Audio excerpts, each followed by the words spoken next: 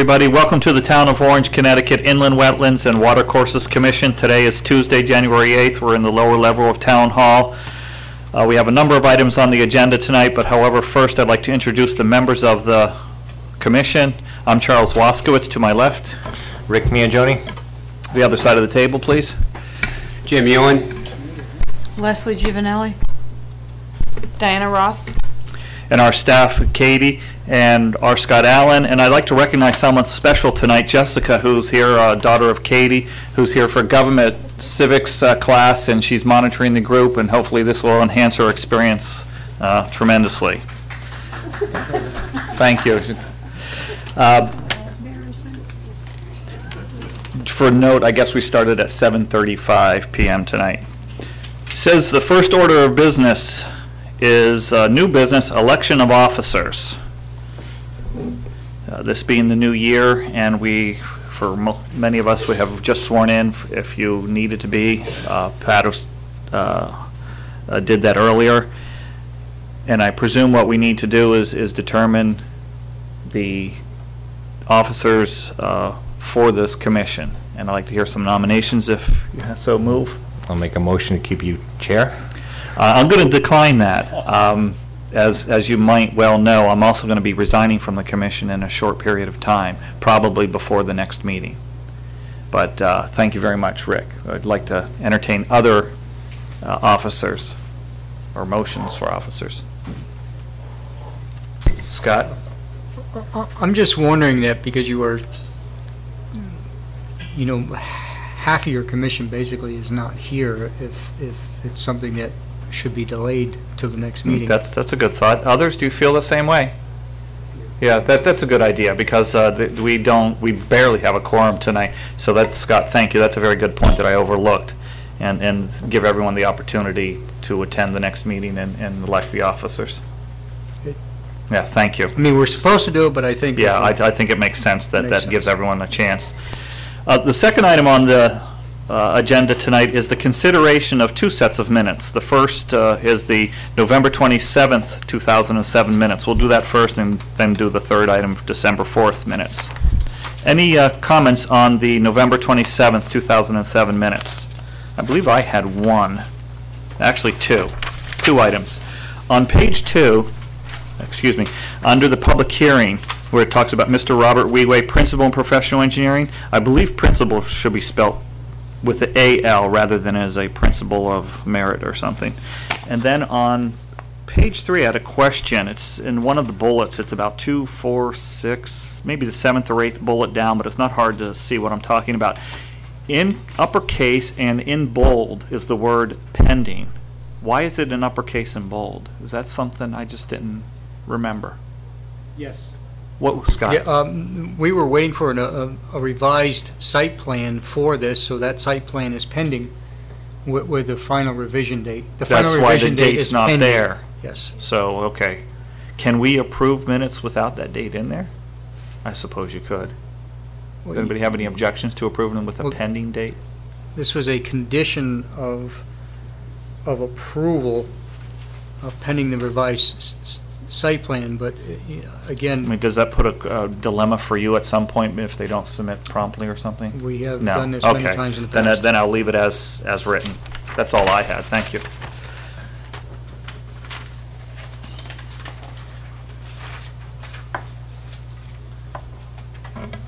Rick? Make a motion to approve November 27th minutes as amended. All right, thank you very much. Anyone like to second? Leslie seconds. Thank you.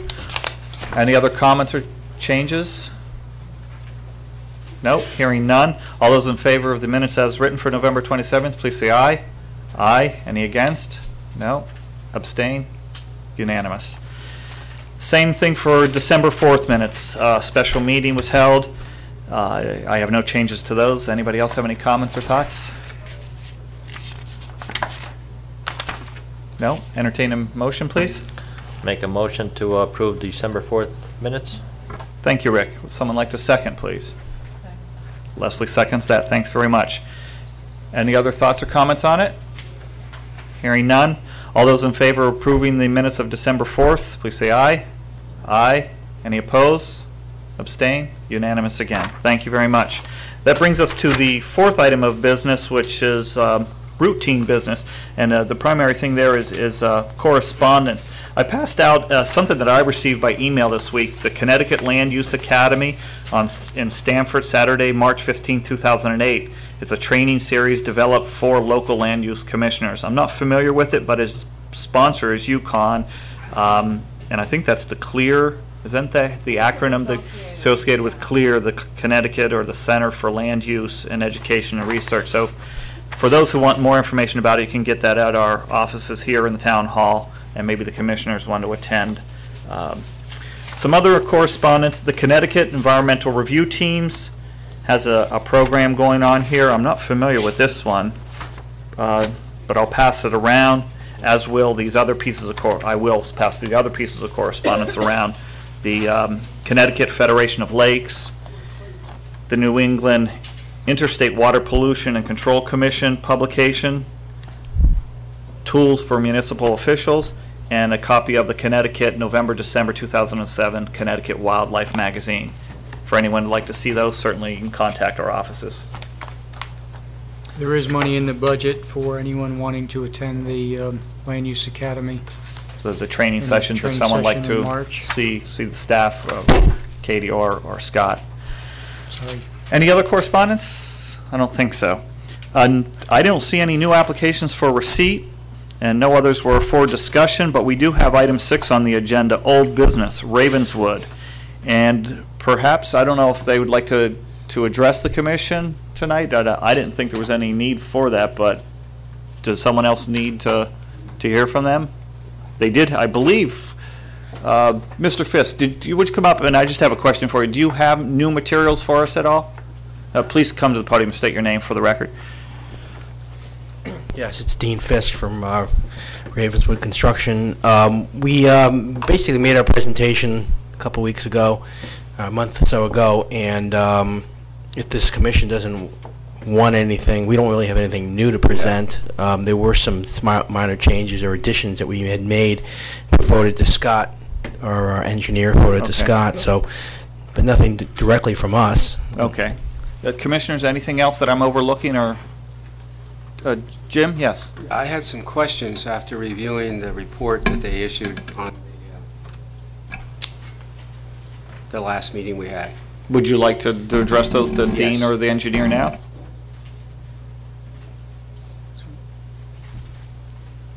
Go ahead, Jim, please. It looks like in reviewing the manual on the Crystal Stream unit, there's 2 of them that are installed. I couldn't tell exactly how, with the maps that I had, how far they were from the access roads. There's number 2 and number 1. And the manual requires a stable road for maintenance, 15,000 gross vehicle weight. The reference page for the installation manual. It looks like Crystal Stream unit number 1, up from what I could gather, was about 80 feet away from the road, so I didn't wanted clarification on that. And that was coming from TR20 watershed map sheet 2 of 2.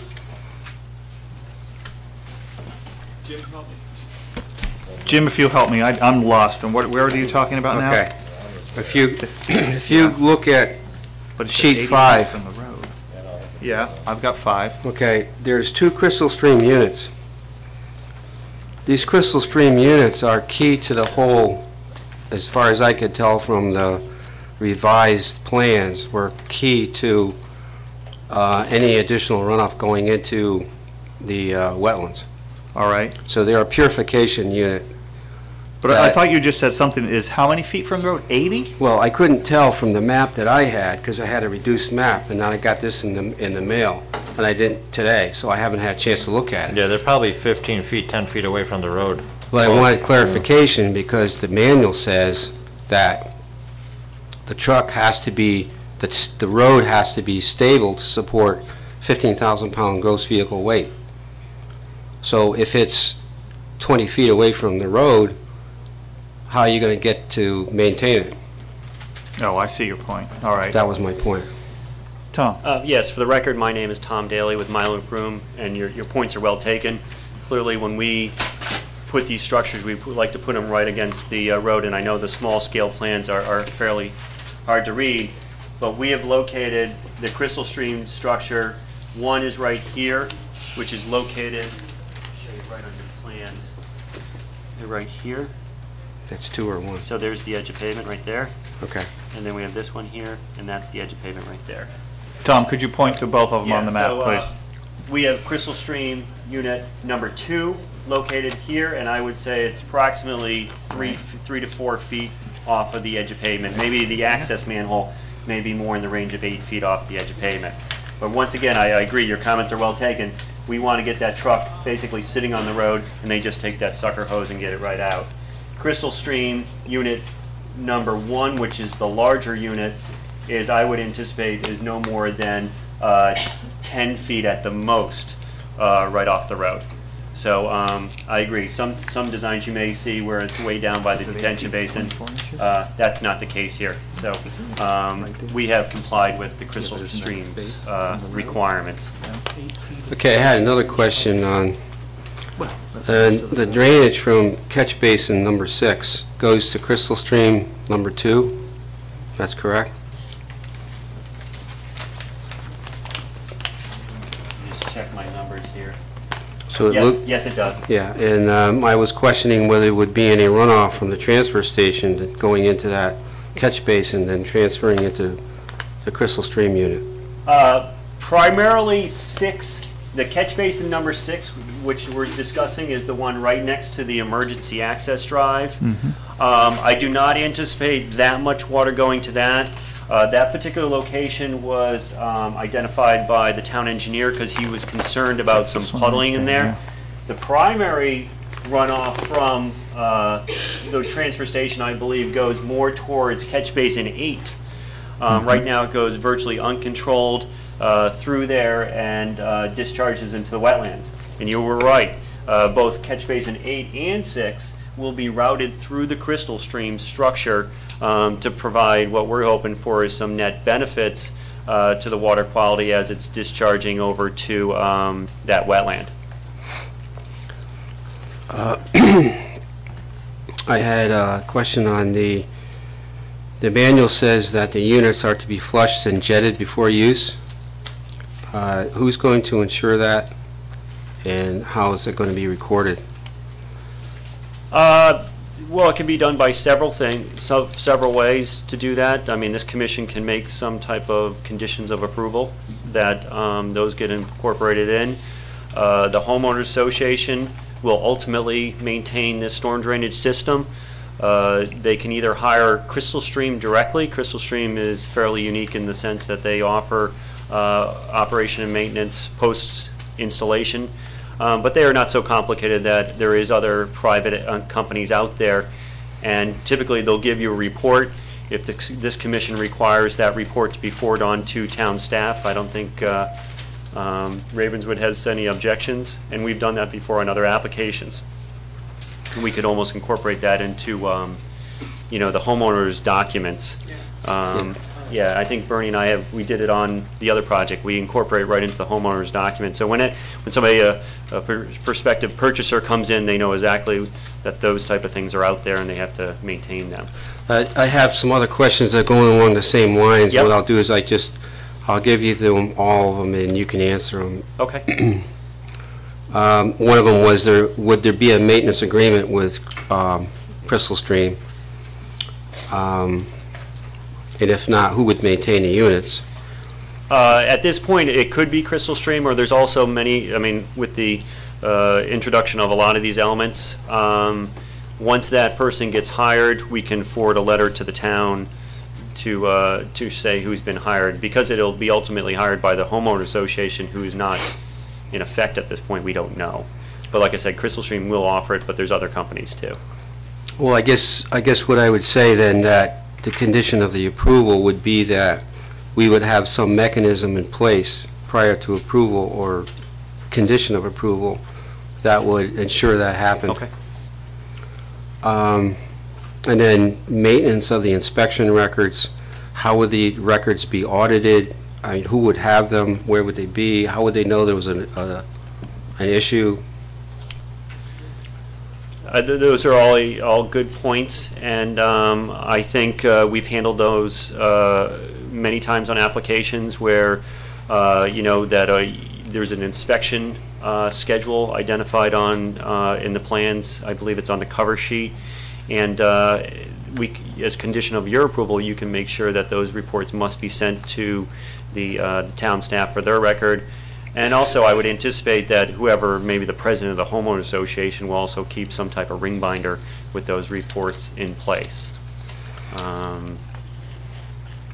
Whatever the commission feels comfortable in doing on that. I also had on sheet 8, I was wondering who had oversight of the sediment and erosion control and vegetative cover from sheet 8. Ultimately, in terms of this project will require a stormwater jetable permit because we're disturbing enough area, which will require erosion control inspections. We've worked with Ravenswood on many projects where we've been hired. Other projects, Michael Klein's office could potentially provide those. Or if the contractor has on-site staff that has appropriate technical training, could do that. Many times that's an issue that's addressed by this commission in their conditions as to how that's handled. I mean, ultimately, responsibility for maintaining the erosion controls will fall on Ravenswood, who will be inspecting those areas is somewhat up to both Ravenswood and the commission. Well, the last question I had is that again on sheet 8, it has a fertilization plan, and it looks like they're recommending pretty extensive use of fertilizer. Is this going to have an impact on the wetlands? Those are general guidelines. We would consider on case by case or work with a licensed landscaper. One of the unique things of this project and also the redesign of the project, the lawn area is pretty negligible and it's been pulled far away from the wetlands. So, and also I anticipate the landscaping on this project will be conducted by a single entity. The homeowners will not be out there spreading fertilizer or mowing the lawn themselves. I don't recall, did we do a turf management project? I don't anticipate those are standard requirements, and I think if they're applied in those rates, I don't anticipate, because we have large buffers to the wetlands. It's very sandy soil and flat gradients, so you don't get a lot of runoff. But generally, those are just kind of guidelines. Well, what would the landscapers build to? What would they use as their guide if they didn't, use this? I guess it comes down to hiring a professional organization that understands, the proper application rates to that.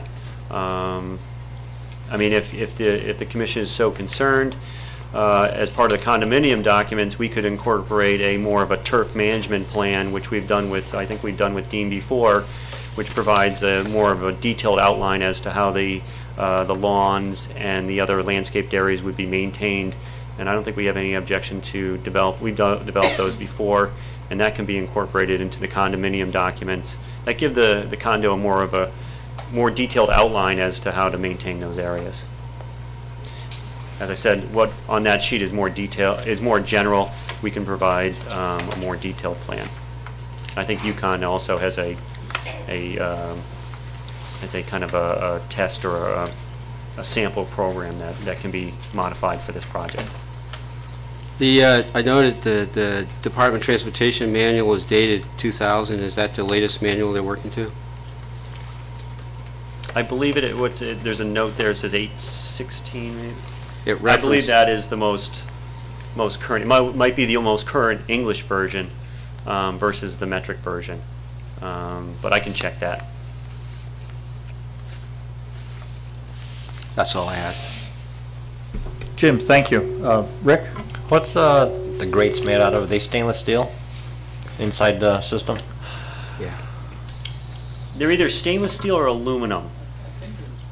Yeah, maybe. When I read through, I think I found both. Well, I was looking through, I just didn't see it. And did you use these before? Yes.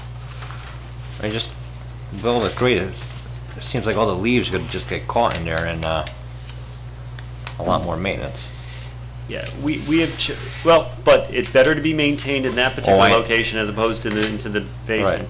One of the reasons we had previously a different type of product on these plans. We've picked Crystal Stream. Their engineering is excellent. Their customer service and the way they deal with us, we give them all the information, they size it. And also, you've probably seen that data, is they actually received fairly high rating from the EPA. Did a independent study and gave the Crystal Stream pretty high rates. And I know Scott had a little conversation with the sales rep for Crystal Stream, but we found them to be very good product, very good installation. Yeah, as long as the basket, once it's filled with whatever you want to call it, leaves or debris, it's not going to fall off and then bypass. I mean, I guess it's going to get caught underneath the other grate on the outlet. They, as with any system, they need to be maintained. That was my concern, because reading the manual, it very clearly states that every 90 days they need a complete cleaning. And to me, that seemed, I mean, if they work, it's great, but somebody's got to keep those records and check and make sure that it's working the way it's supposed to. The way this is going to work, once it gets clogged up with leaves, it's not going to drain, it's going to back up into the catch basin. My guess is it's going to be much more frequent at the end of summer and the fall. 90 days may be routine. Yeah, I think my sense is 90 days is pretty, I think something like maintained twice a year or once a year. It really depends on how much sand gets applied. But the basket is designed that, I believe, when it fills up, it still has a bypass. It still overtops and goes on. So it's not like it will be completely clogged. And sometimes that's good to, when it gets clogged, people then see their problem, they make the phone call, and it gets, so it's not completely out of sight and out of mind. Anyone else? Leslie, Diana? I think I may have mentioned my concerns about the planting area C before. I can't remember, it's been a while. But that's a seed mix there, which, I don't know how it's going to be maintained to keep the invasives out. So I think it's important for the association to have some sort of a maintenance plan, an IPM type of maintenance plan for all of these areas. They're not it's not simple landscaping. Sure. And I'm sure we can work with Michael Klein's office and develop a detailed plan as opposed to a general plan, which is included. We've done that before. Okay, and I think especially for those areas, it's important. Sure. The other thing is, I ask him if he can put some trees in there, because at least once they get large enough, they're going to kind of shade out. Long term, I'm looking. These are area C's, the two floodplain areas.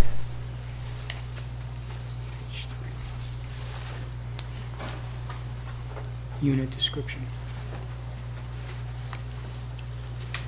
That's the two areas you're talking about are really C and this here. Okay. Right, those areas, because short term, I don't know how they're going to keep the invasives out, but long term, you should get some trees in there to shade it so that they can stay out. So if you can put several large trees and maybe patches of shrubs or something like that to provide, seed stock for future growth. The other thing is that on the landscape plan for the wetland mitigation, there's a very small reference to no substitutions without review by EPS staff, but under the planting notes, it says the landscape architect can substitute. It really needs to be clear that the wetland mitigation has to be approved by Michael Klein, not the landscape architect. That was the intent, that those notes stand alone and override the other general notes for the landscaping, but we can clarify those notes a little bit. Yeah. Michael, clearly, he prepared the wetland mitigation area. He's going to have to be involved in that. Yeah, it's just that it's so small that it's not easy to see. We can blow it up. Thank you. Could you clarify for me where the drainage from the road and the bridge goes?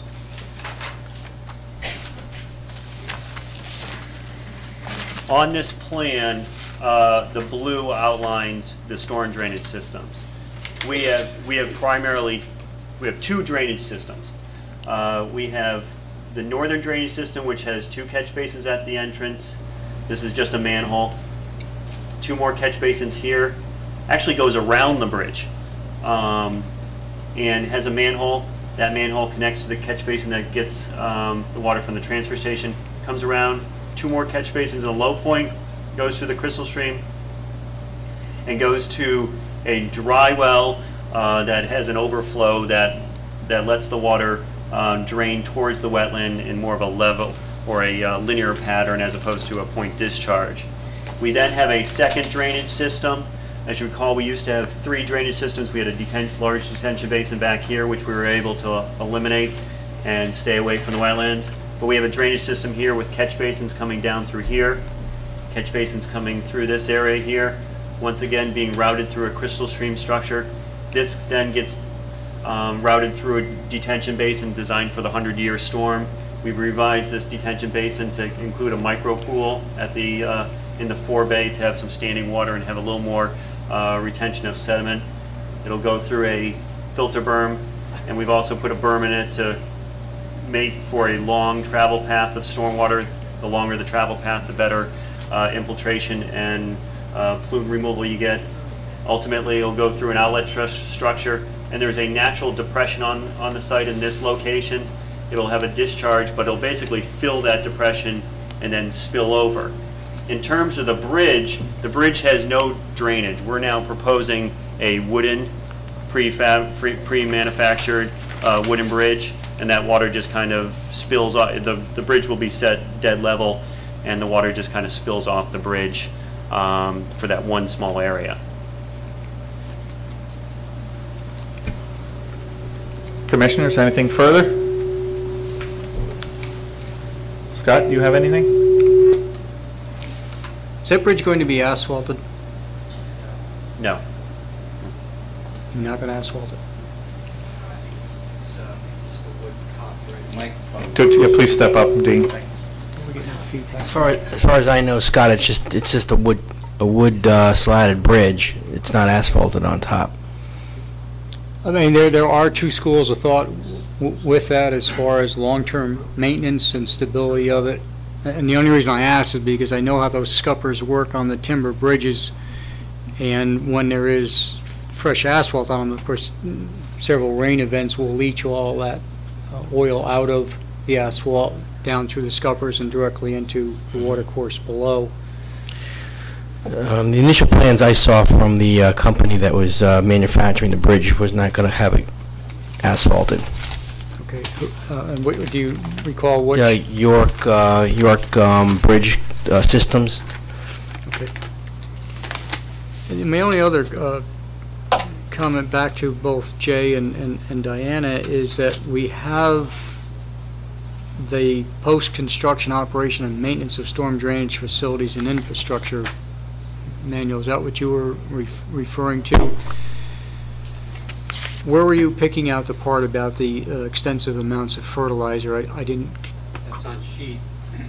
That's on sheet 8 of the design. Right, because is it? Sorry, this microphone seems to be acting up tonight or something. No, it's when 2 were on. Yeah, I looked at sheet 8 too, and I didn't see extensive, but Sheet 8 includes basically just standard specifications in terms of erosion control and such. And there is also land grading, and then there's a paragraph that probably identifies permanent stabilization or turf growing vegetation, and I believe there's some liming, some compost requirements, and then there's some fertilizer notation in there also. If you go to item 4 under topsoiling, it has 2,000 pounds per acre of lime. And then item 5, permanent vegetative cover, it has 300 pounds per acre, 10-10-10.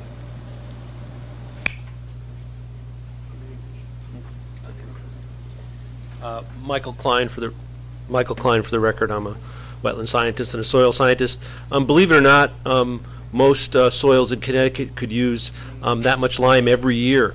It's just adjusts for pH, which makes the nutrients more available. The more lime you use, the less other fertilizers you need to apply because of the acid soils we have here in Connecticut. The fertilization rate isn't that high. It could easily be amended to just say a maximum of or as per soil test, and that would probably be the best way to deal with it.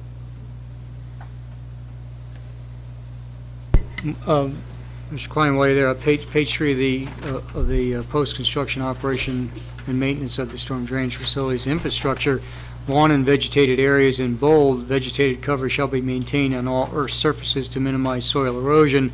Use of fertilizer should be minimized and applied using prudent application methods. And I believe, again, that's what Commissioner Ewan was alluding to here, is that, I mean, it should be minimized, but also using prudent application procedures. And I think the concern is that who determines what is prudent, and ultimately who is the responsible party for that.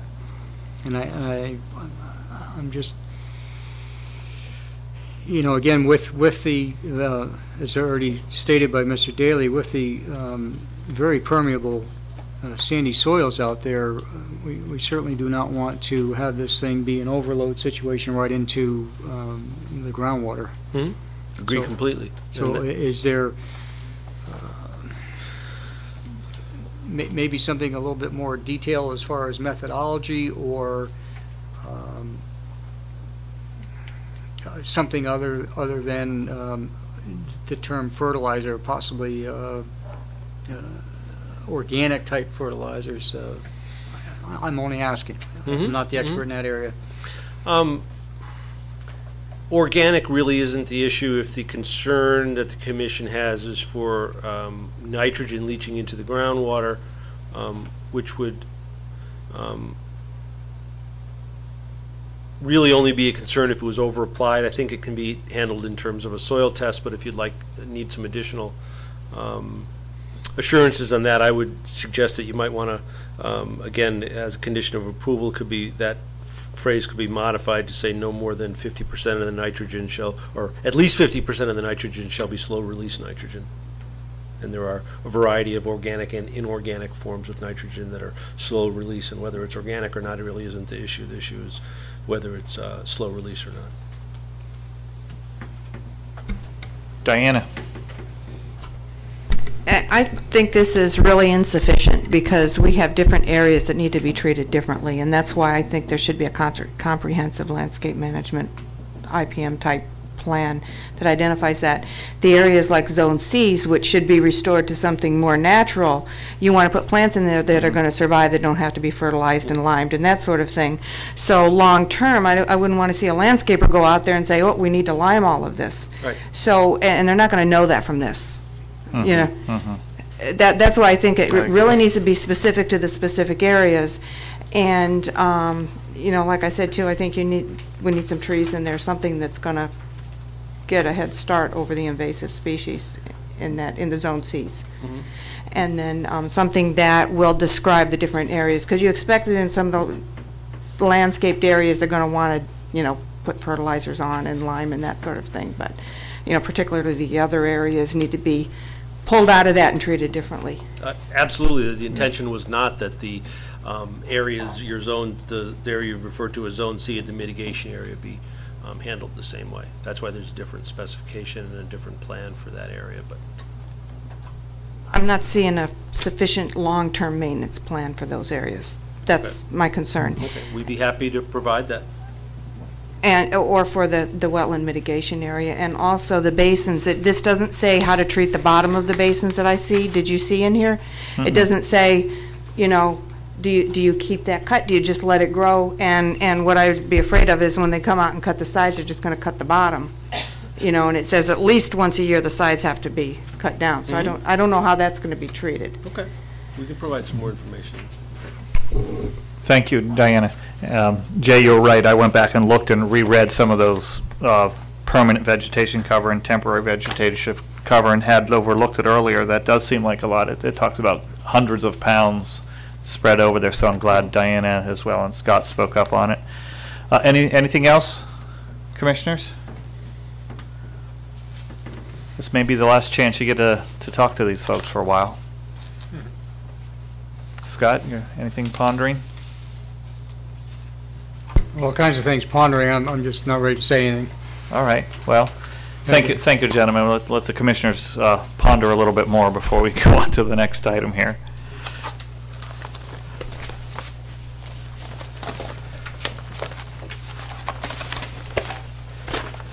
I think one of the matters that we're going to have to decide here tonight is the status of this application based upon,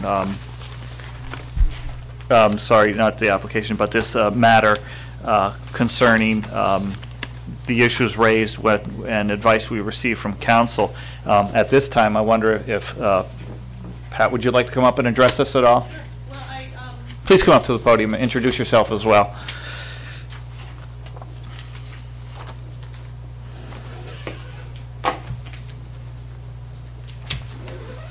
Pat Sullivan from Cohen & Wolf, acting as town council. Scott and I earlier today did put together a sort of draft resolution in basically lining out the changes that had been made in the modified plans to address the issues that the commission raised. And this is all obviously in connection with the settlement of the litigation. So that's, I'm happy to go over that with you, or I think you might, just to put it in context, briefly go over it for all of us and the public that's viewing as well, and commissioners then decide where we're going to leave this matter tonight. Please. Okay. The last time we were together, basically we were also here with the Planning and Zoning Commission, and the general consensus was that the plans had been modified sufficiently to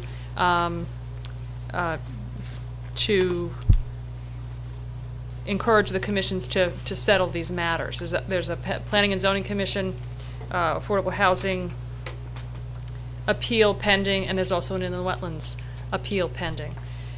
So the idea is to come up with a plan that is acceptable to the commission and that addresses the issues that have been raised, both here and at Planning and Zoning, and to take that decision to the court and presented as a settlement of the existing litigation. What we did in part was go through the original denial, say what was the basis for the original denial, and have those issues been addressed. And one of the things that the commission raised was there are feasible and prudent alternatives to the development that you're proposing. And so this new plan is one of those feasible and prudent alternatives. The number of units has been reduced from 72 units to 63 units. Building number 1 has been reduced in size, very much so, going from 12 units to 3 units. Retaining wall has been created adjacent to the eastern floodplain to reduce the amount of fill that's necessary. A revised detention system has been provided, a substantial improvement over the original design, and it will enhance water quality. As a result of the reduction in size of the project, one of the detention basins has actually been eliminated. So it's a very much improved project over the original plan. The overall area of impervious surfaces has been reduced. The access way to the bridge has been realigned so that there's less wetland impact. The drainage system was adjusted to provide for 0 net increase in the peak rate of runoff. And we made reference to the engineering report dated June 15th and revised to November 21st of '07. And then there was a big issue about, we did a lot of work on the flood elevation profiles. What were they? What should they be? And the current plan provides that as per the FEMA 100-year flood elevation profiles, floodplain data for the northeast portion of the site has been revised and raised to elevation 40.5 feet above sea level in place of the 39.5 feet that was shown on the original site plans. And the plan includes a connection of the town transfer station sanitary facilities to the Lakeside Village sanitary system, and that's also depicted on the revised plans. So basically, in whole, the new plan, including the modified site plans and including all those original, 14 pages of documentation, has addressed the feasible and prudent issues that were really the big issue that you had. Is there a better way to develop this property that has much less impact on the wetlands and that is appropriate under your regulations? So that's really where we are. Good, thank you. Commissioners, any questions on that? Rick? Does the commission have to make a motion or no? Or just? Yes, you would make, I mean, basically, and Scott and I discussed this earlier today as well, and all the points that you've made tonight are very well taken. And the way I sort of set up the resolution is it addresses and says, okay, here's all the changes that were made that address the issues that you had. You also want to put on your standard conditions, which you would on any project. You're also going to make this project subject to specific conditions, and those would be things like make sure you clean out the catch basins, make sure you do this, make sure you do that, and whatever monitoring plans you might have in mind. This needs to be cleaned out every 3 months. Let's make sure that's done. Here's how we're going to monitor that. We want to have a report come to Scott. However you want to do that. Whether should the motion be written down, like including everything you have, plus all these concerns, and just on a sheet, since it's a legal matter? Yes, and so what I did earlier today, and Scott and I went sort of back and forth with, okay, this needs to be put in, and that needs to be put in, and here are the issues that the commission had, and here's how they've been addressed in the new plans. So we've put that together. I've left the sections, because I didn't know what you were going to say, in terms of the standard conditions are the standard conditions, but the specific conditions, they're all the things that you talked about tonight. They're the things where you said, listen, I know there's a drainage issue here, or this can't be so far away from the road that it can't be cleaned out, or I don't want fertilizer. All those things, those are going to be specific to this plan, and you need to tell us what those are, and those can be incorporated into you usually do like a letter of approval. The same thing with the monitoring plans. If you think that you need to go 5 years out, or you need something done every 3 months, or how often you want to report to this commission, whether that's during the build-out phase or whether it's afterwards, all those things are things that you should put on now, so that they're incorporated into the settlement. And then you would make a motion to approve the settlement based on the resolution as drafted. I think it would help Rick and the other commissioners perhaps, and this may be the appropriate time, is to read that resolution. Sure. If this is an important part, if everyone pay particular attention to this. I think once we have the final draft, it's got to be read into the record, or no? We do have the final draft. Oh, you do? Yeah. Yes. That's without what this is. the conditions tonight. Right. Without the standard conditions and without the things that were discussed. Specific conditions. The monitoring, the fertilizers, and some of the other things that were talked about. But the thing I'm saying, because we don't have the final draft of a maintenance plan for the landscaping yet. You know what I'm saying? We got to wait until it's in writing so we can review it, or no, it's done? Well, you don't issue a permit if you don't have it.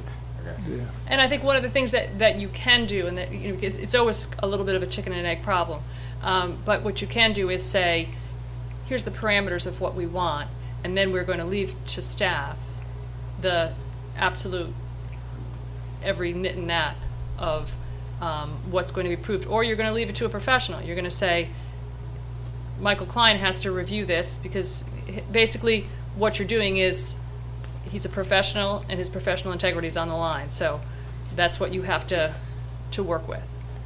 You decide who is doing the monitoring, you decide who it goes to, and you really should put those in now to the extent that you think they need to be followed up on.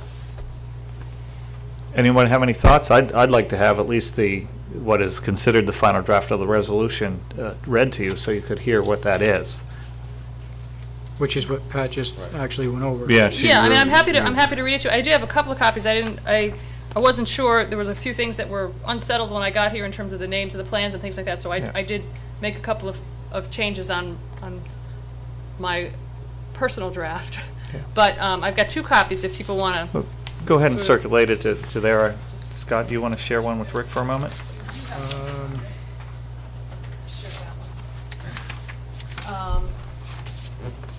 And I'm happy to read it into the record. I'm missing that.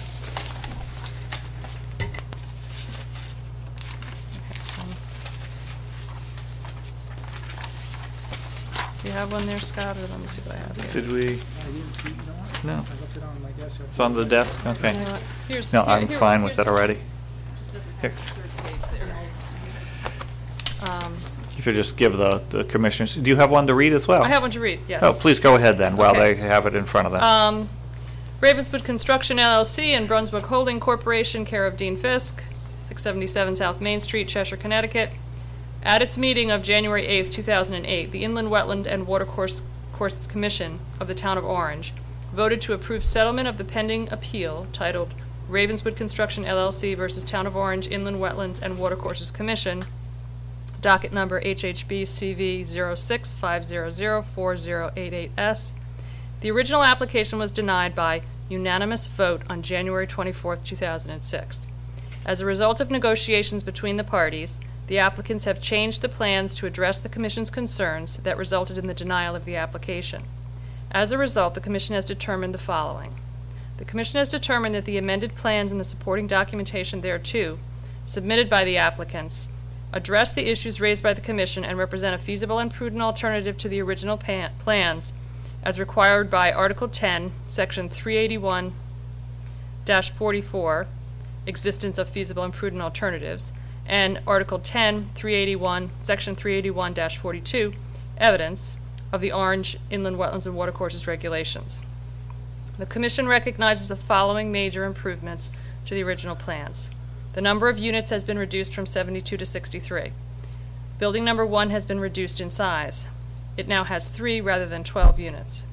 A retaining wall has been created adjacent to, and I see I have a typo there, adjacent to the eastern floodplain to reduce the amount of necessary fill. A revised detention system has been provided, which is a substantial improvement over the original design and enhances water quality. As a result of the reduction in size of the project, the eastern detention basin has been eliminated. The overall area of impervious surfaces has been reduced. And here I've got a little change from the original because when I spoke to Attorney Pellegrino, he helped me out here. It's not the bridge that's been relocated, but it's the access way leading up to the bridge that was actually realigned to reduce the wetland impact. So that line would now read, the access way leading up to the bridge has been realigned to reduce wetland impact. The drainage systems were adjusted to provide for 0 net increase in the peak rate of runoff. Reference is made to the engineering report of Malone and McBroom dated June 15, 2005 and revised to November 21, 2007. As per the FEMA 100-year flood elevation profiles, floodplain data for the northeast portion of the site has been revised and raised to elevation 40.5 feet above sea level in place of the 39.5 feet as shown on the original site plans. Plans include connection to the town transfer station sanitary facilities to the Lakeside Village sanitary sewer system as depicted on the revised plan. And now there's a slight change in this next paragraph because I have the exact name of the plans now and the revisions. As a result of the changes to the original plans and relying on the representations made in the newly submitted plans titled Lakeside Village Affordable Age Restricted Housing Development Revisions dated November 27, 2007, including the modified site plan revised to December 5, 2007, the Commission finds that the revised Lakeside Village project has addressed the concerns raised regarding feasible and prudent alternatives to the original design as governed by the Commission. So that's basically my draft. You're free to make changes, suggestions. And then what I did for the third page is I just put out 3 sections, which is the project is subject to the standard conditions as follows. That's just sort of an attachment. Then the project is subject to the following specific conditions, and that's where you would put in whatever you want it in terms of no fertilizer or limited fertilizer, or Michael Klein does the fertilizer, whatever. And then the project is subject to the following monitoring plans. So you might have, and those two can really be considered the same. I mean, a specific condition can also be a requirement to monitor. Thank you, Pat. Commissioners, anybody have any thoughts or comments on the proposed letter, that resolution? You did such a good job, everyone's quiet. Well, I still, Rick? for unit number 1, I know you're using an 8-foot piece of concrete pipe. I think the unit should be moved closer, like unit number 2. I don't think that's a big deal. Just so the reach of the vac truck could reach it easier.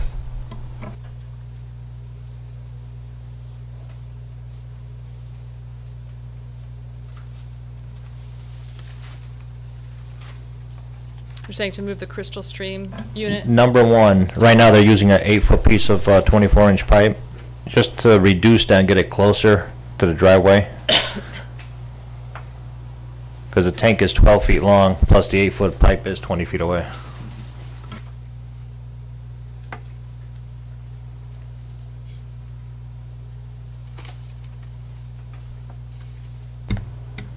Would anyone like to consider making a motion regarding this matter, accepting that resolution, and any special conditions, modifications, or general or normal standard conditions of approval? Well, how do we go about, do we take one of these and fill it out and give it back to you for the No, specific it would condition? be a matter of record as we make a normal as we have a normal motion tonight, we would list off all those conditions that we want, and then the letter would be drafted and sent to I guess through Pat, but to ultimately to the applicant. I don't think unless somebody has some different idea on mine conceptually is that this letter would be drafted later as we do all of our letters of approval. Diana?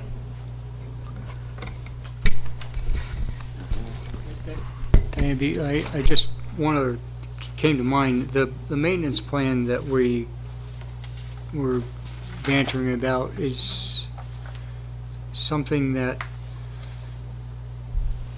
should that be put on the land records or become part of the condo association? The bylaws. Good.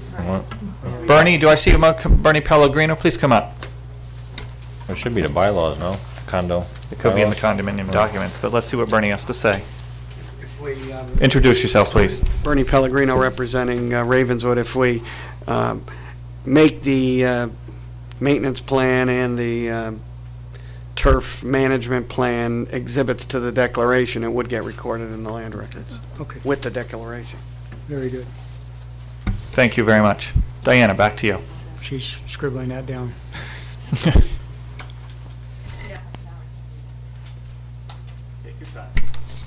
Okay, I'm not sure exactly how to word, we're not approving really an application.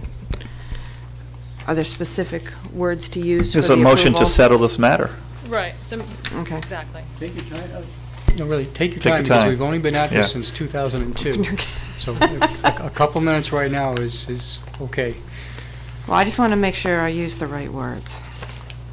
Okay, I move to... Would you want to sit down, please? I mean, at the table. Sorry, Diana.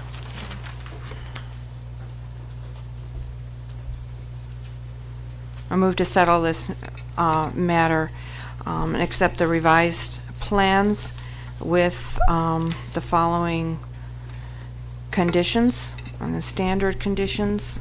May need some help with these. It'd be 1, 2, do you want me to wait till you get that out, Scott? I mean, most of them I remember. Okay. You ready? 3,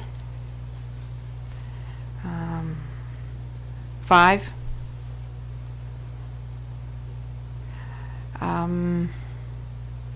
We did not have a deed restriction. However, I think we want to make sure that everything is recorded as any documents. So I don't know if that would be included in this or if that would be included in other. Why would you not want to have a deed restriction? I don't know, do we have a deed?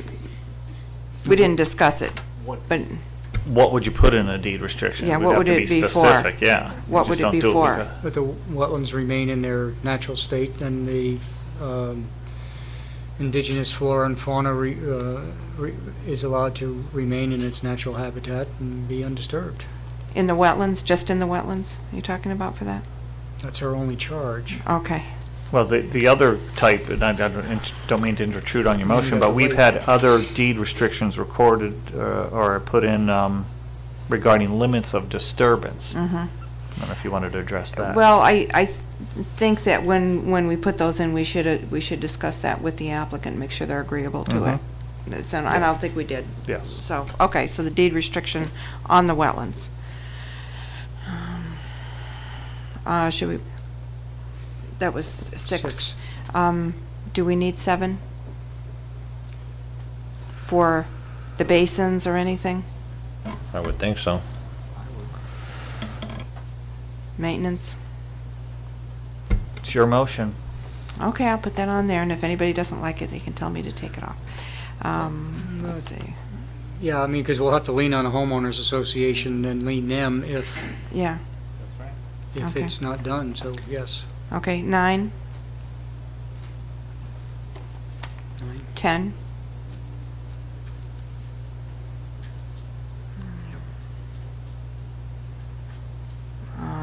Let's see, 11 applies to a subdivision application, right? Well, yeah, but it's still, that dovetails back to 6. Okay, 11. Well, no, you won't need it because it's a redundancy. Okay, well, it sounded like you said, yeah. So I was agreeing with you, I just didn't get Okay. that across. There's no individual lots. 13. 13, absolutely. 14? Yep. I think 15 would be good to have on here. Developer shall retain an independent site monitor who will provide weekly status reports to the commission during construction. And what type of status reports would we be looking for? I think that would be on erosion controls and also the plantings and stabilization of the site. Is there anything else you would like to see a monitor report on? But that is, the plantings, all that is not going to occur during construction. Well, they may, depending on what's constructed first and what's constructed later. I mean, if they're Are- going to be doing the grading, Are they they may. doing this in phases, or are they gonna do it all one shot? It's not a very large site. I'm assuming it's going to just right around the horn and just, I would think they'd want to stabilize the site as soon as they disturb the ground. Right. let's put it in there. We'll work out what we're looking for. Yeah. Okay, But you're primarily concerned with having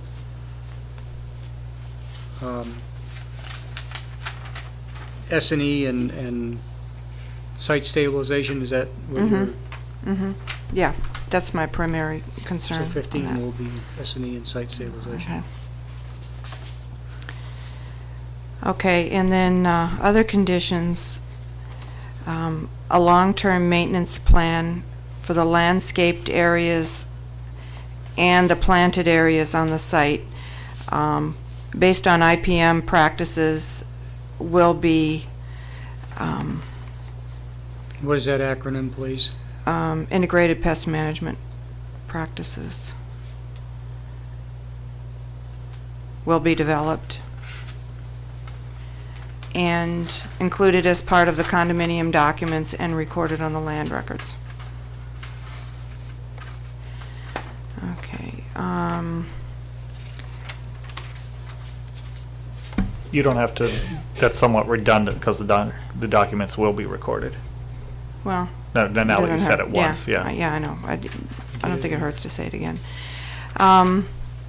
Then a short-term maintenance plan for the establishment of Zone C and the wetland mitigation area will be developed, and will include inspections performed by Michael Klein or another environmental professional approved by the agency.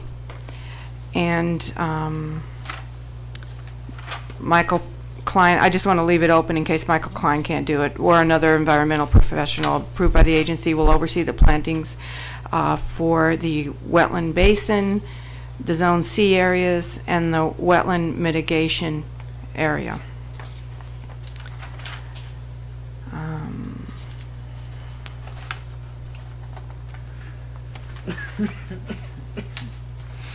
And I think that's it. Okay. Diane, I just got to come back to prior meeting. I made note of something that you brought up where there was a previous detention up in the northeast corner of the property. You had made certain and had asked, and they agreed to require limits of disturbance at that point. I don't know if you can see it on your map, but pardon me, is up in this corner, right before. That's right. So if you wanted to, that was the one that I noted. Okay. That would be another condition then, to identify a permanent limit of disturbance around that wetland up in the northeast corner.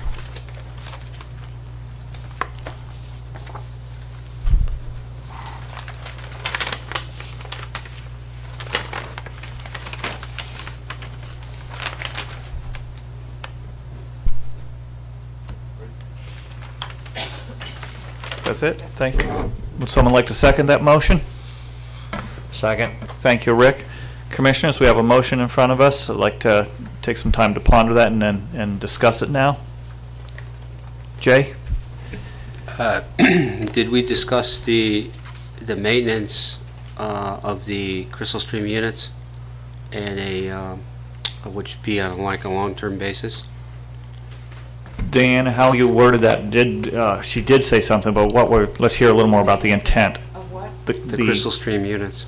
I did not put any condition, so if you'd like to add a condition on that, that would be fine.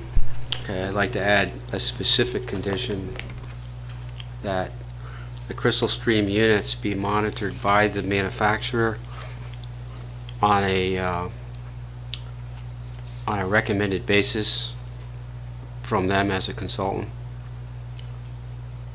For how long? And I think we need to have a way out. What if the manufacturer is not available or around, or it's just not feasible? I mean, there should be an alternative if they're not there. Then they have to be a licensed installer of those units. And there's no sundown clause on it as far as I'm concerned. I agree that your intent is fine, but I just don't want to lock it in that it's impossible to fulfill. You know, I don't know if there is such a thing as a licensed installer. Usually it's not, the installer would be the general contractor, but to clean them, it would just be it's a vac truck. It's like cleaning a catch basin. It's anyone with a vac truck usually cleans them.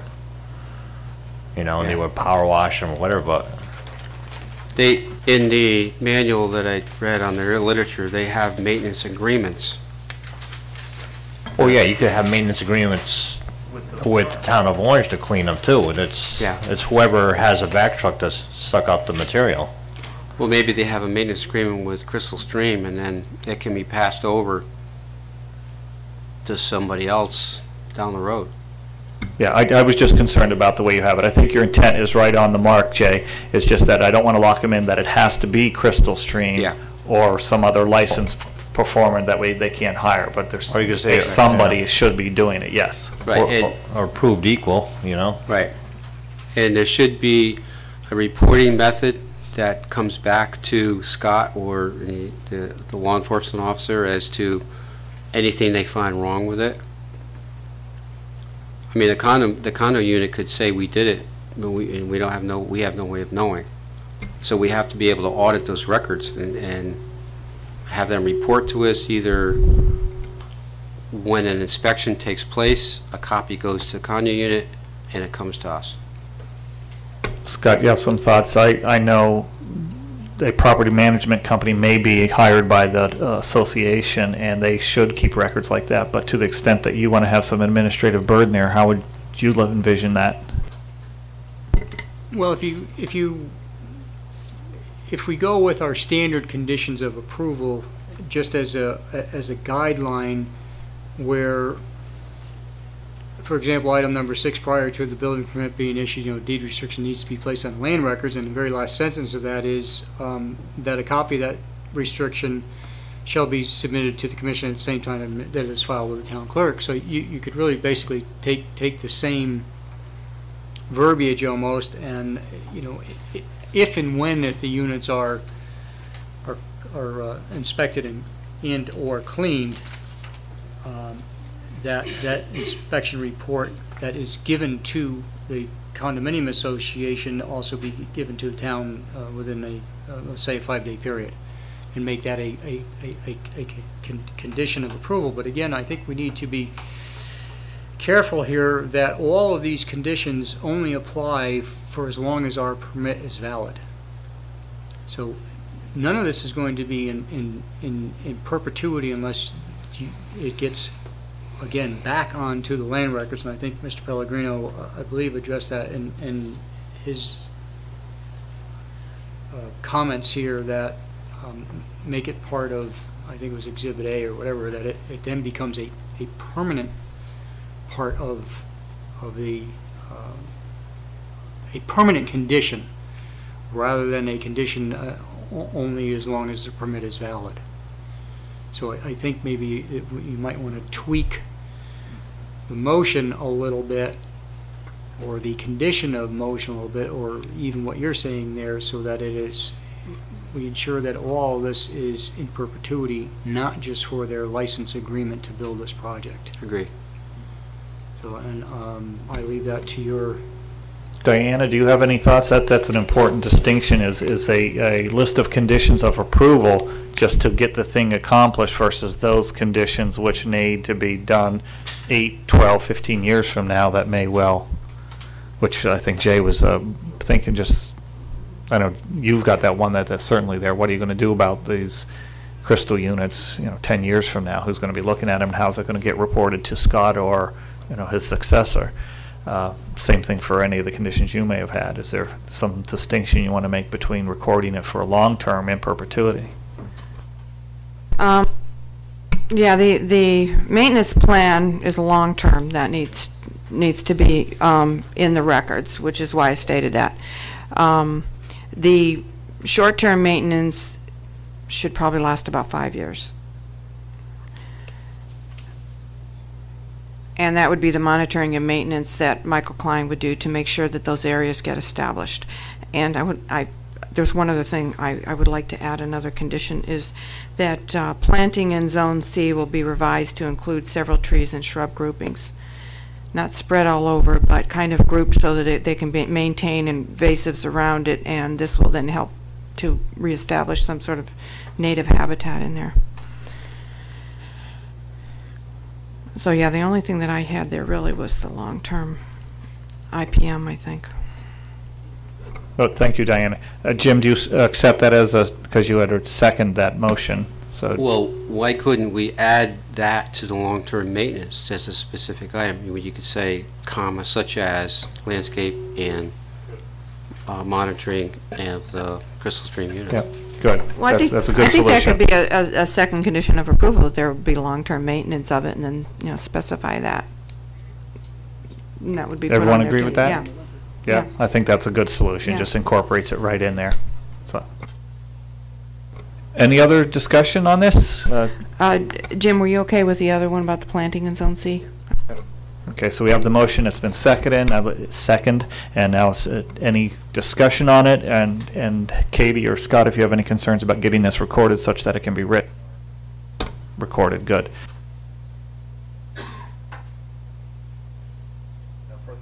No further discussion?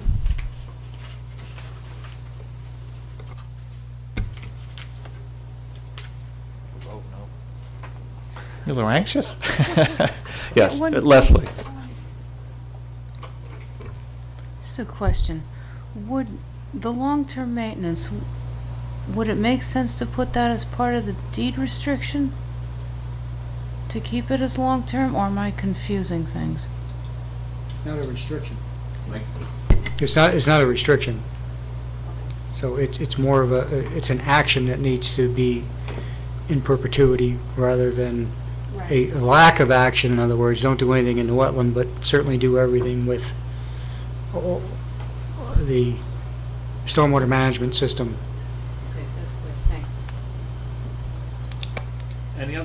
Any other thoughts or concerns? Hearing none. After many years of deliberation, thank you for all of those who worked hard on this. I know the law firm did, as well as Scott and Katie. There was a number of, Dean was patient, as well as Attorney Pellegrino, bringing us to this moment. All those in favor of the motion, please signify by saying aye. Aye. Any opposed? Abstain? Passes unanimously. Mr. Fisk, congratulations. Good luck on the project. I believe we have at least one other item on the agenda, which I know in days past has been the highlight of our meeting, the enforcement officer's report. I just need to get myself together here. Let him get cleaned up.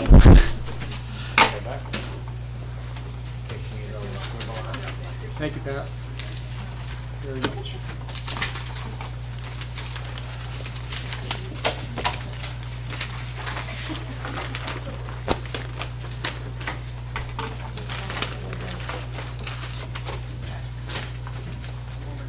Okay, I'm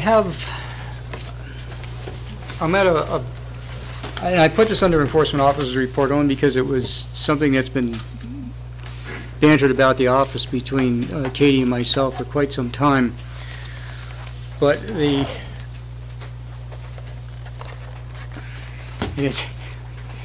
you talking about the organization that we have in front of us? The commission? The commission. The commission. Thank you, Pat. Thank you very much. Good night. Yes, we have a 9-member board, which is a rather large board to try to get a consensus of opinion. And I had some conversations with with our only remaining charter member, and also our senior member, Mr. Vesputa, who was unable to be here this evening, as to how this massive board came about to begin with. And as near as we could come up with of recollections, or his recollection, is that wetlands was inland wetlands and its protection, how that was going to affect large farm landowners and they were very much concerned that there was going to be taking of their properties. At least that is kind of what I've been led to believe from back in 1972 to 74 before they came about. And I've been contemplating this for quite a while, but it seems as though that we might want to think about reducing the size of this commission to 7 members. It's 9 now. And it's 9 now, and reducing it to 7, which does two things. One, you kind of, it's always good to have a lot of different input, but sometimes it's very difficult to get a quorum of 5 for a 9-member board, and we would need 4 with 7. And typically we seem to always have a core group of members. And I say this historically over the last 2 decades. Having been part of this commission for over 2 decades now, it's not something that I'm looking at lightly. It's just something I see as a pattern that has evolved through the years. The town certainly is far more developed now than it was 30 some odd years ago. And zoning, for example, is a 5-member board. They are probably the most important board in town. They're elected. You folks are appointed. This board is appointed, but it's just something I wanted to throw out to commissioners. Anybody can object to that if they like. Yeah, certainly. I mean, this is purely my opinion of things, and I'm throwing this out there that. And possibly through attrition, that we could reduce the number of sitting commission members from here on out. Connecticut statute does not dictate how many members that the commission must have. It was by ordinance that the 9-member board was created back in, I think, 1973, and then it enacted in 74, and the commission came to be in 1974. So the commission would have to decide whether they would consider wanting to go to a slightly smaller board, number one, and if so, then that recommendation needs to go to the Board of Selectmen, and then the ordinance would have to be changed to have it go from 9 to 7. And again, I just throw that out there as I say, basically based on a couple of decades of experience of watching what has transpired through the years, and thinking that it just may make for a much more efficient board.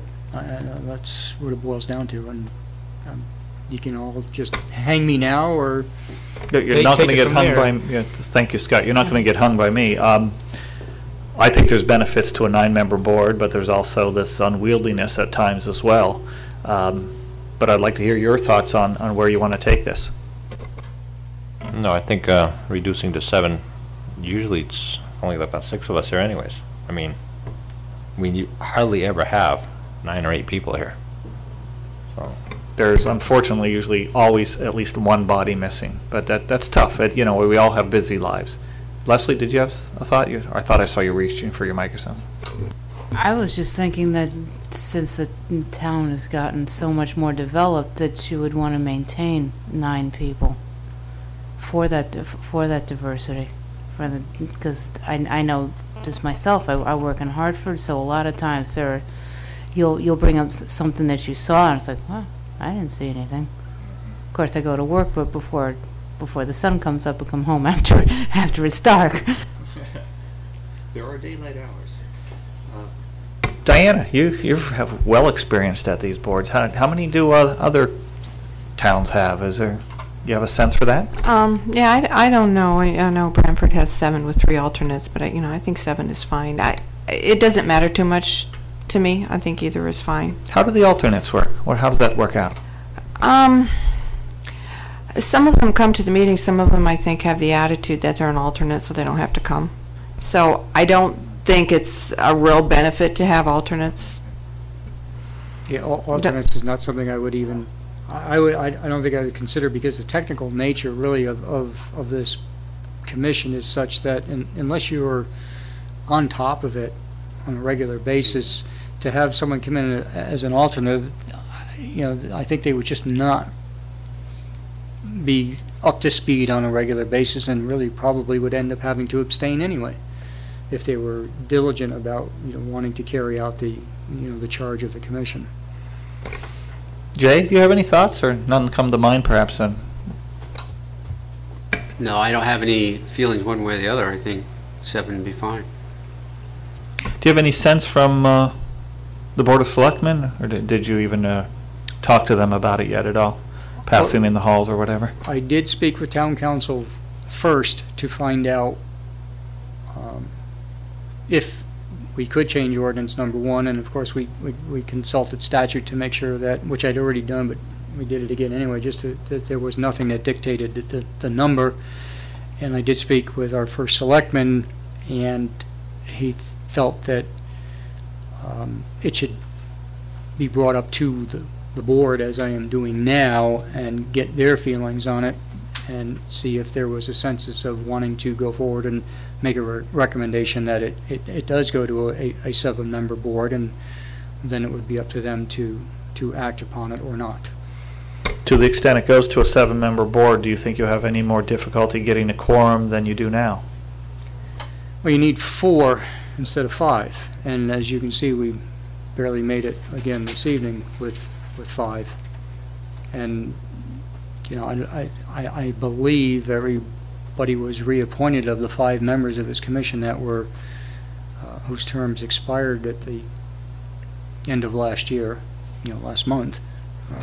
I'll take a moment to thank Patrick O'Sullivan for coming down and helping us tonight as well. I don't think we did that earlier. Thank you, Pat. Yes. So, other thoughts? Other thoughts? Do you need a motion for that? Katie thinks so. I don't know. I was not thinking we would, but maybe she's right. You think so? Well, yeah, I mean, absolutely. Okay. Just something, whether you wanted to try to have a full complement of the board here to further discuss it. But if someone is wanting to make a motion, I'll be more than happy to. Yeah, we're missing a number of members tonight. There are only 5, so there's obviously missing members when there should be 9. Shall we wait till next time, giving the other people to speak up, or I kind of think that might be out of a courtesy because this is the first time I'm sure we're all hearing this. But if not, certainly someone can make a motion. You can do that with or without the advice of any of us. We could wait 2 weeks, it's not gonna hurt, right? I mean, I don't. I mean, we can wait 2 years. I mean, Well, I'm just saying, 2 weeks from now, if we have more people, fine. If not, make a seat on TV. Could we perhaps email the commission members? Katie could email and said that, you know, this is an issue that's coming before the commission and that we need presence of all the members at the next meeting to discuss it. Well, I think that's a good idea, is at least beginning of the new year, encourage everyone that's going to participate to attend the next meeting. I'm gonna draw straws.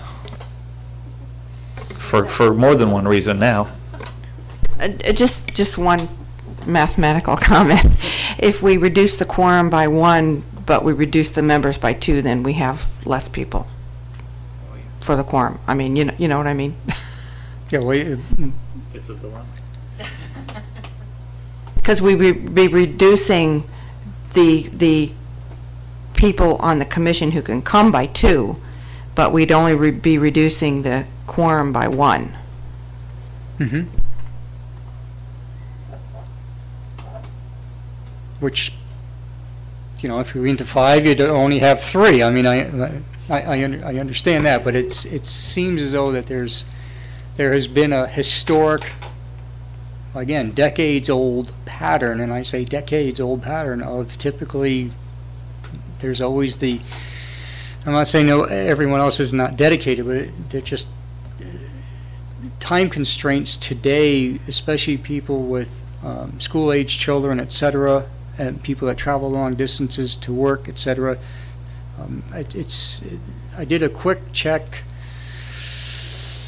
I'm going to say maybe August of the end of last summer, of how many times that we did not have a quorum in the last 3 years, as opposed to how many times we didn't have a quorum in the last 7 years, and it was a lot greater in the last 3 years of not having a quorum than it was in the 7 years prior. So, you know, there's a change with people's lives, etc., and it just, you know, I think it'd be a lot easier to get 4 than it would be to get the 5, and the only way to do that, or you can do it by your bylaws. That's the one other thing for your mathematical. You can, according to Robert's Rules of Order, which I also consulted today, is that you can, in your bylaws, dictate what a quorum is. However, if you look up the what's the name of that dictionary we have in it? Webster, was that a Webster's dictionary? We consulted Webster's dictionary today for what the term quorum meant, and it was 50% of the membership. +1. Usually +1. Usually a 50% or +1 more. Right, so if you have a 9-member board, that's 4.5 people. So that's what we round up to the 5. If you have a 7-member board, that's 3.5 people to make the 50%. So you round it up to the 4. So it may be +0.5 or you could use that same argument. I thought about it a little bit. You could use the same argument as that you want to increase the member of the commission to 12, so that you would have more chances of having more people here because our lives are busier.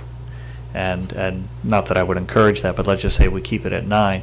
I think it gets back to what Leslie brought up, is that your talent pool is larger. And by shrinking the size of the commission to 7, though you address somewhat the quorum issue, you may lose some talent. So it's a thought for all of us to ponder over the next couple of weeks. Any other issues regarding enforcement? Any of the new? I mean, the last time you reviewed a couple of projects with us, and I don't know if there's been any progress over since the turn of the year. There is one other, and this one is I brought it to you, I believe it was in November, about the playground at Peck Place School. That is moving forward. There is a lot of, apparently there's grant money involved there that if they don't have the approvals from the boards here in town, they're going to lose their grant money to be able to construct the playground. And I wrestled with this quite a bit, especially after comments received at our November meeting that I believe we discussed the fact that the addition for the wetlands, it was delineated using the federal delineation method, which we just don't do here in town, and I believe you didn't even, we don't even do it in the state. It's just not an accepted way to delineate wetlands. But when you go back and look at the 1963, 64, 65 map, site plan for that parcel prior to the school being built, even Peck Lane is on a filled wetland at the corner of Pine Tree and headed south towards Route 1. So I throw this out also, that we already know it's a filled wetland. We already know there's an existing playground there now.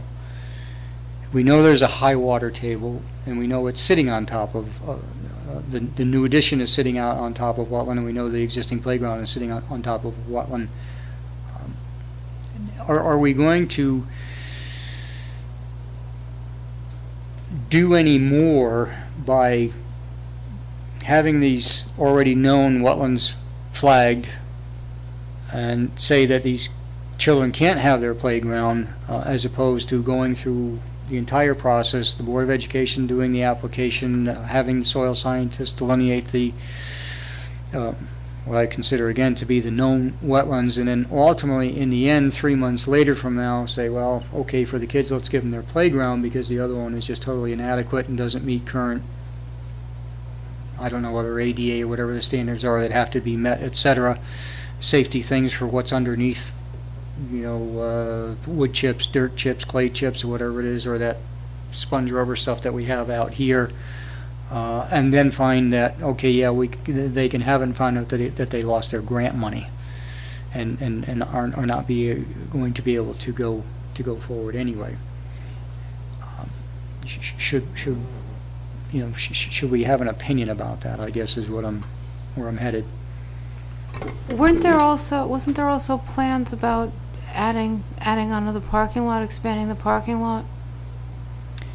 Those plans hadn't quite been formulated, and that's why we were concerned about the playground, because we didn't have the entire expansion plan, that it hadn't even been developed.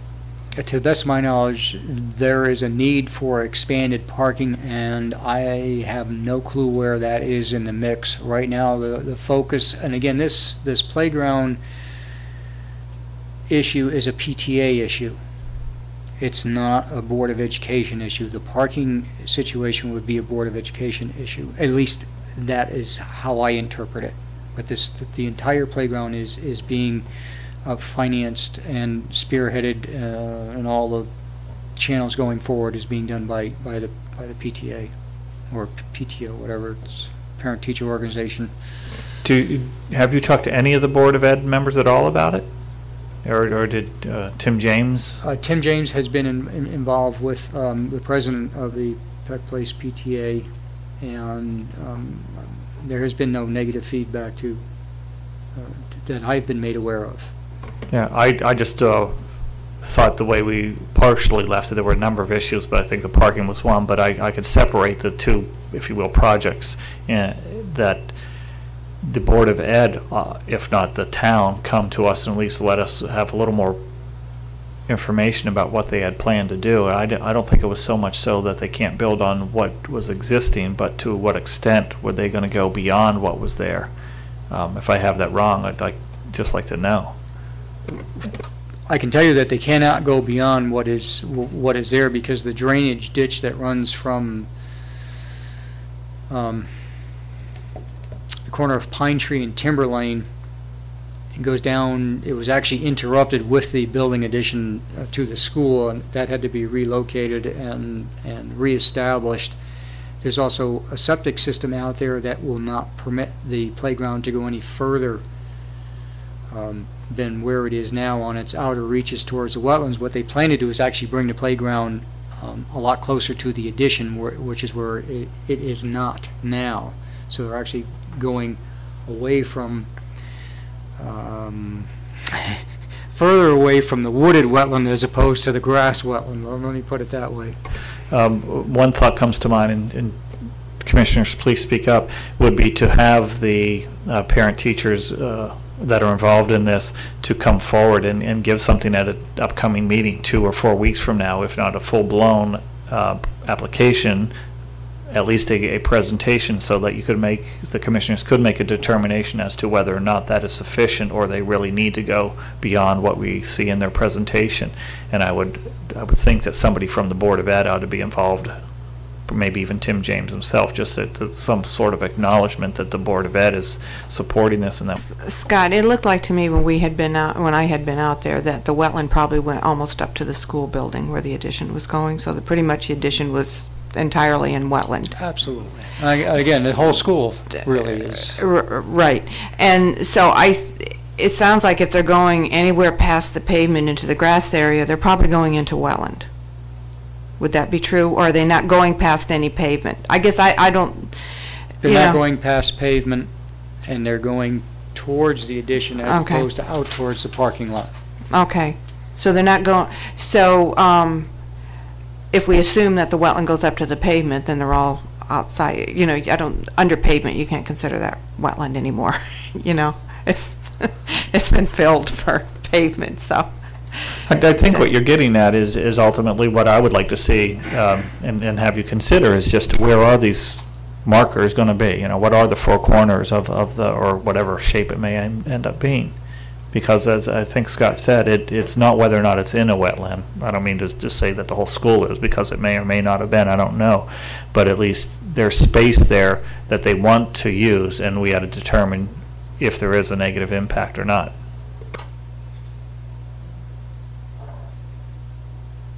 Am I misinterpreting? No. No, okay. No, basically, it's, the area is being utilized as a playground now. It's quite small. There's very few amenities that are associated with it, and it just needs to be expanded and more in compliance. And again, it goes towards the building rather than towards the wetlands. And again, there's a lot of utilities that they have to jog around, which is going to preclude any expansion in areas that I would consider to be far more sensitive than the grass that it is, the grass area that is proposed now. It's already mowed. It's already being maintained. It's already being trampled on, and has been for a good number of years. So that's I bring that out. Did you get the sense they're prepared to appear in a couple of weeks from now? I have the sense that if we held up a flaming hoop, they would jump through it to get this to go forward. Well, I don't think any of the commissioners, certainly I didn't realize that they were that anxious, and I don't think any of us were aware of any deadlines related to grant funding. So that's important. So to the extent that we can get them here and get it done, I guess I would encourage that now. Bring them on. Okay. Anybody have any other thoughts? Diana? I just would like to have, you know, them put together a plan, if they use the Garcia plan, and sketch on there so that we clearly see where the wetland that is easily identified is, where the lawn is that's probably wetland, where the existing playground is or whatever, so we have a good idea of the existing conditions out at the site. Sure. And I think that's, again, that was pretty well covered, because they did not know, the parent teachers folks, I mean not so much the teachers, the parents that are spearheading this project did not know that plan even existed when they first came to me back in, I believe it was November. So once we pulled it out, it really kind of changed the complexion for them as to, oh great, at least we have a lot of our work already done for us, and we could move forward. I did not find out until yesterday, quite frankly, about the grant money. I knew nothing about that all this time until yesterday. And then it was, I was told that it's a much shorter window than I think even the people spearheading this realized it was. So it's one of those things that needs to move right along. Again, I just said to reiterate, I think there should be somebody from the Board of Education, if not Tim James, who is the superintendent of schools, present, because I don't want to get our commission ahead of the Board of Ed on this. I'd rather make sure that they're aware of what's going on and is supportive of it, and that some parents or some other group go out and just, preempt the authority of the Board of Education. How about the principal of the school? Al DeCant. I'm just asking. Either way,